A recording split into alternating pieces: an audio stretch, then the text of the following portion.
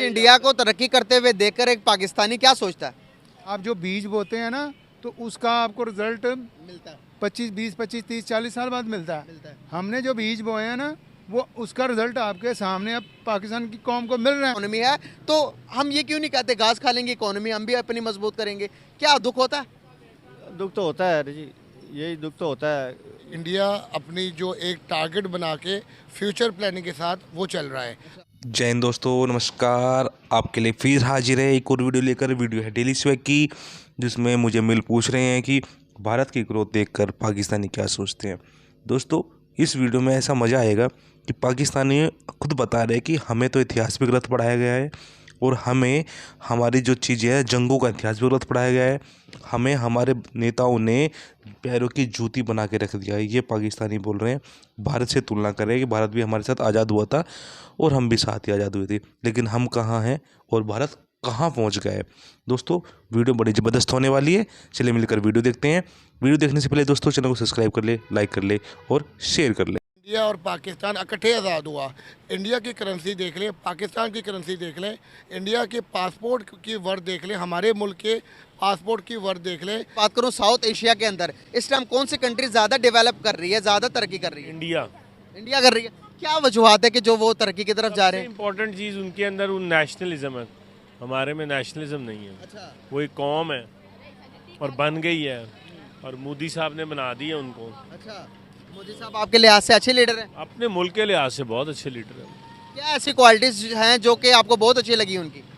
Nationalism totally, वो अब पूरी नेशन को, सारे सियासतदानों को साथ लेके चल रहे हैं। हम यहाँ पर हर बंदा अपनी अलग-अलग बोली बोल रहा है। क्या इस तरह से कौमें तरक्की करती हैं? बिल्कुल भी नहीं करेंगे। हम तो बहुत डिक्लाइन की तरफ जा रहे हैं और बड़ी तेज़ी से जा रहे हैं।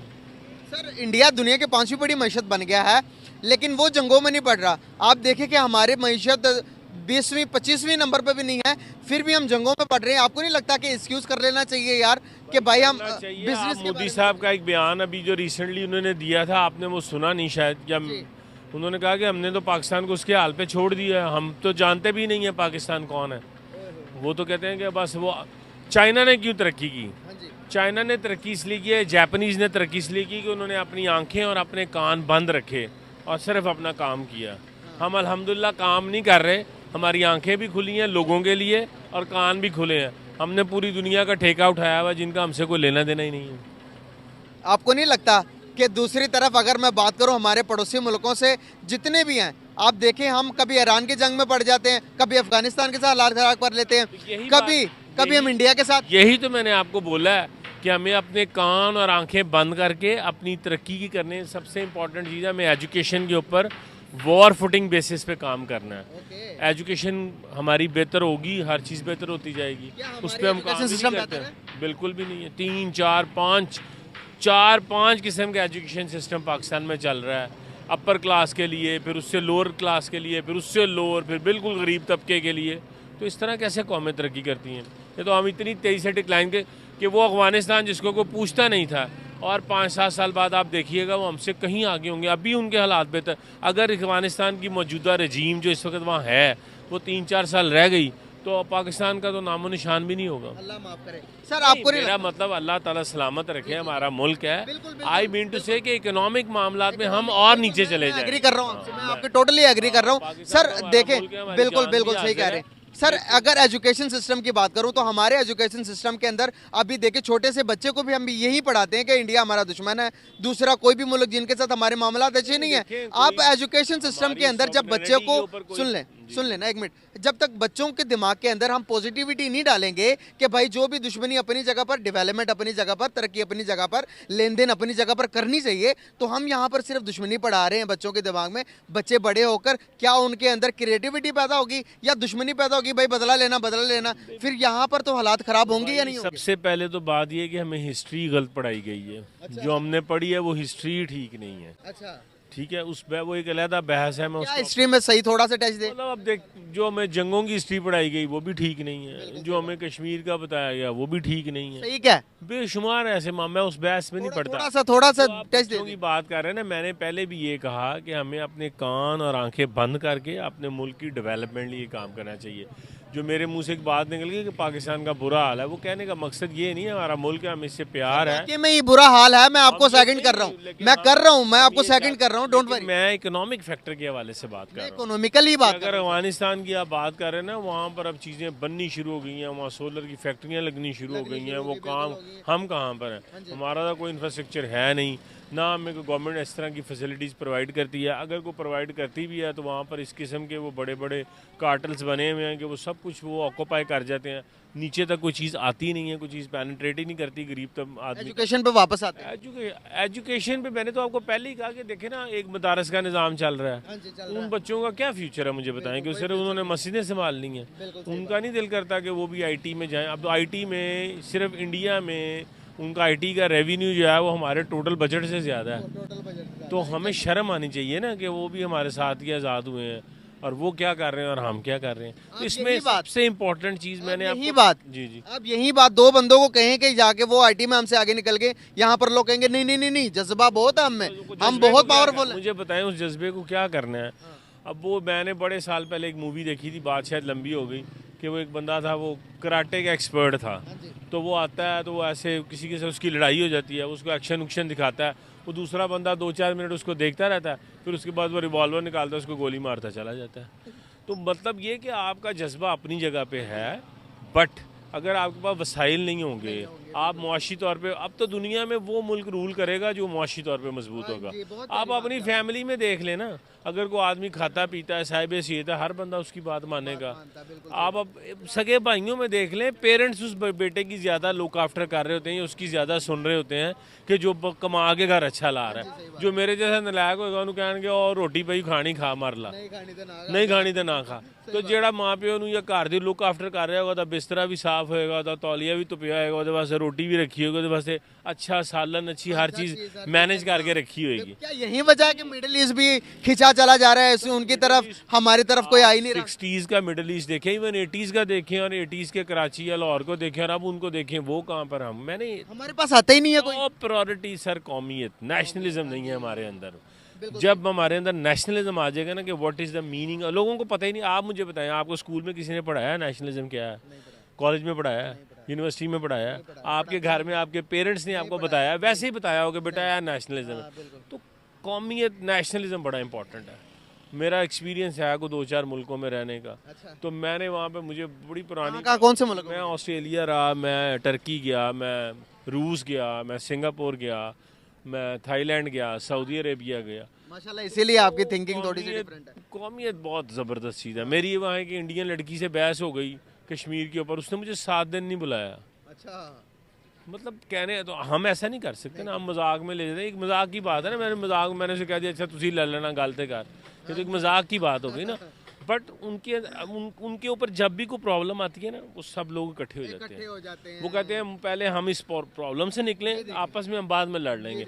अल्लाह की मेहरबानी से हम तो यहाँ पे आपस में लड़ रहे हैं। इस किस्म की लेग पुलिंग है, किसी इदारे में चले जाएँ, किसी स्कूल में चले जाएँ, किसी सरकारी इदारे में चले जाएँ, हर जगह पे लेग पुलिंग में माशाल्लाह हम आपको नहीं लगता विन उनकी जीत इसी में कि दुश्मन आज हम उनके ना माने, हम जो भी कहें, लेकिन आज बैठकर हम उनके नेशनलिज्म की तारीफ कर रहे हैं, हम ये बता रहे हैं, दुनिया को बता रहे हैं, ऑन द कैमरा आगे कह रहे हैं कि भाई सीखनी है नेशनलिज्म तो इंडिया से सीखे। कितनी बड़ी देश से, इवन बांग्लादेश से, ये वही है ना जिनको हम कहते थे कि ये हमारा सब कुछ लूट के खा गए हैं, टके के नहीं है, आज वो कहाँ पर है, हम कहाँ पर हैं। तो ये कहने का मकसद ये है कि जब तक हमें अपने आप को चेंज करना पड़ेगा, मेन हैसुल कॉम चेंज करना पड़ेगा, लीडरशिप अच्छी आएगी, यंग लोगों को आगे आना चाहिए जो डिवोटेड हों। और फिर मेरा तो फोकस एक ही चीज़ पे है, टॉप प्रायोरिटी कौमियत, नेशनलिज्म, उसके बाद आपकी एजुकेशन के ऊपर वॉर फुटिंग।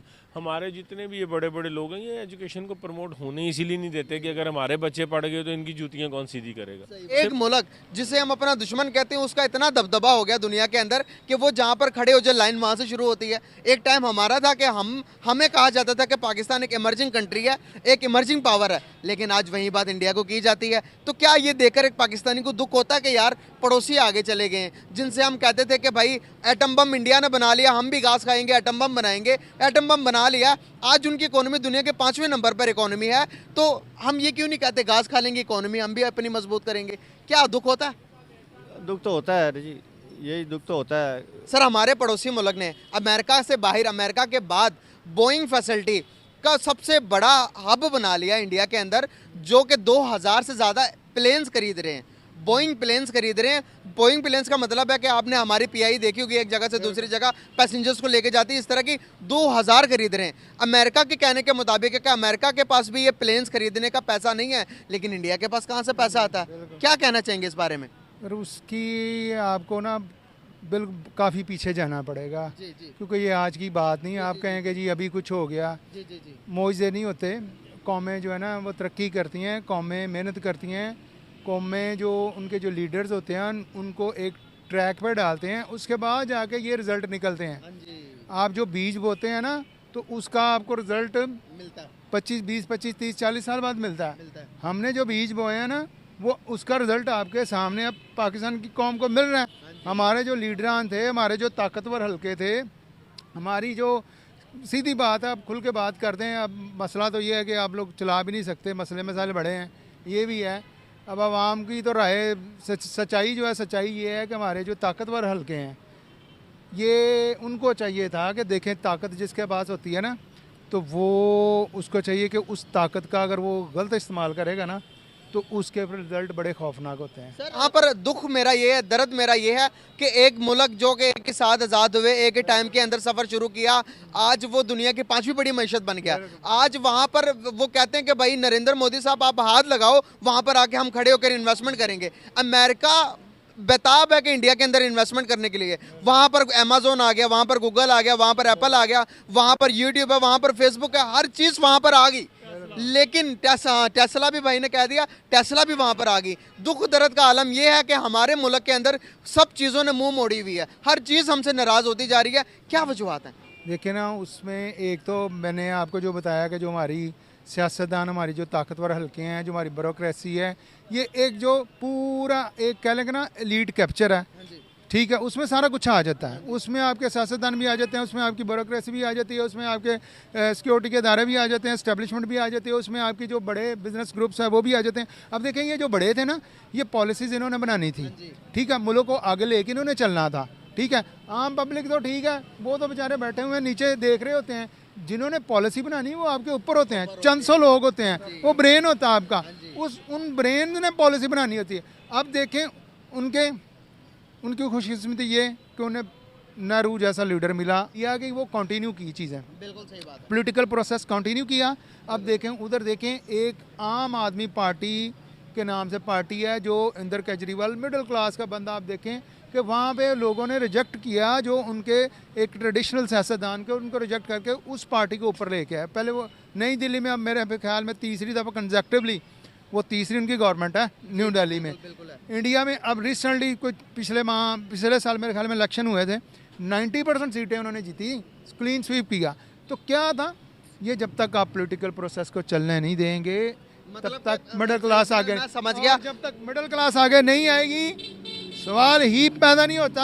रात को मैं एक रिपोर्ट पढ़ रहा था कि मैंने एक रिपोर्ट पढ़ी कि उन्होंने ना तकरीबन कोई 1947 से लेके अभी तक उन्होंने तकरीबन अपने 23% लोगों को पॉवर्टी रेट से उठाकर ऊपर लीड क्लास अगर ले गए। बिल्कुल वो देखें, यही तो क्वालिटीज़ होती है, यही तो लीडर्स की क्वालिटीज़ होती है।